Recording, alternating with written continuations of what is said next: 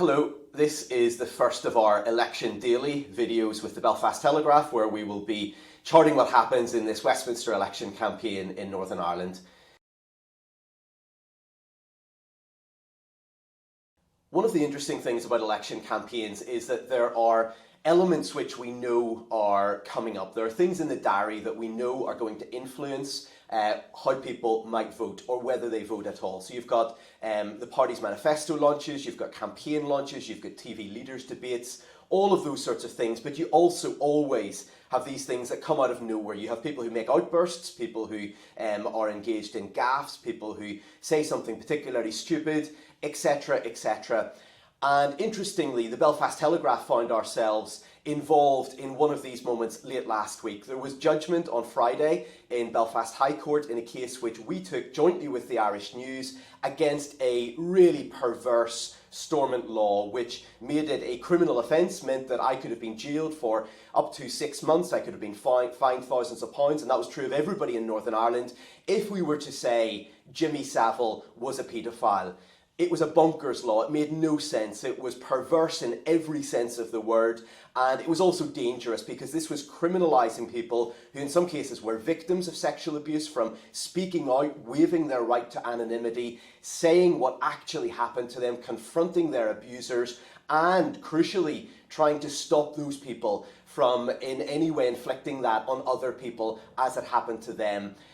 That law was overturned, or the relevant section of that law was overturned by the High Court on Friday. That's something we're very pleased about as a newspaper. It's a victory for media freedom. It's a victory for victims of sexual assault. It's a victory for common sense, frankly, because it was a law which did not stand up legally or in the court of public opinion.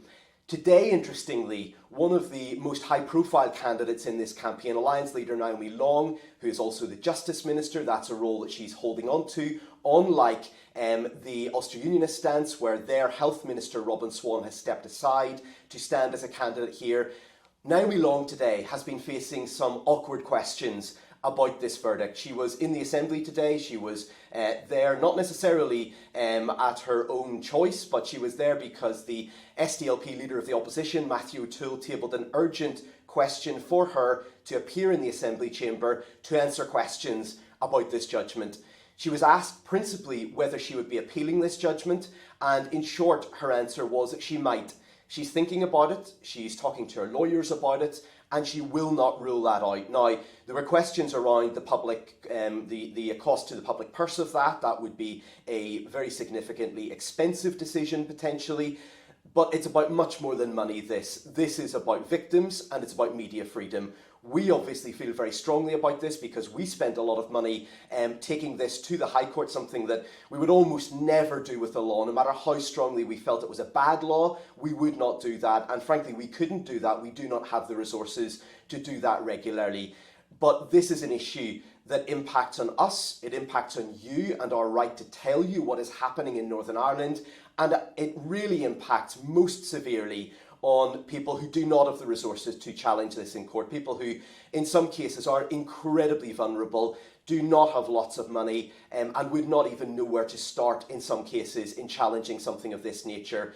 What Naomi Long was asked today was whether she can give a timeline for making her decision. She was asked that by Sinn Féin, and she didn't give a timeline, but she said that there could be about 6 weeks within which she can make that decision. Well, if that is the timeline that we're talking about here, that would quite conveniently, in political terms, take this beyond this election, beyond her candidacy in East Belfast. This is something that's going to keep coming back in this campaign, but for now, her stance is that she's done nothing wrong. She said she really had nothing that she thought she was there to apologise for. She said that she thinks that she did the right thing for the right reason to try to help victims.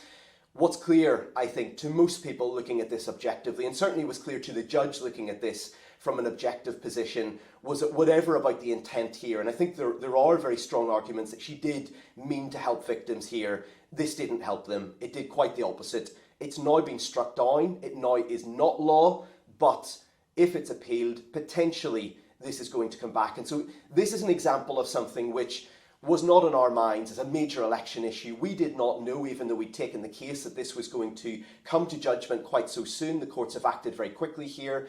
but they've intervened in a way that is entirely appropriate for them. They're looking at this purely in legal terms. They've come to a decision. They've made that public. It's an urgent issue. They need to strike down a law that they think is dangerous and is against the law, is against the European Convention of Human Rights. But now that has a political impact in this campaign.